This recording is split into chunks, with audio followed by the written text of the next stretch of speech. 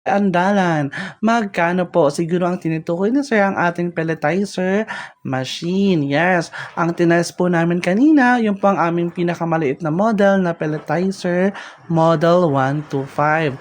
German design po ito sir, at ang kanyang production capacity po ay 60 to 100 kilograms per hour. Nagkakalaga lamang ito ng 30,000 pesos.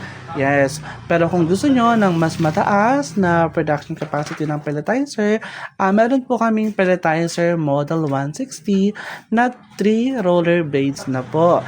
Yes, may comment po si Sir Peter Alomia de los Santos. Ang pyesa naman o spare parts po, available na din ba sa inyo? Yes, available po ang ating mga roller blades at ang ating grinding disc. Kung malayo po kayo, pwede po namin siyang ipadala via LBC at pwede din po kayo makapag-check out sa aming Shopee store na Abaten Agri.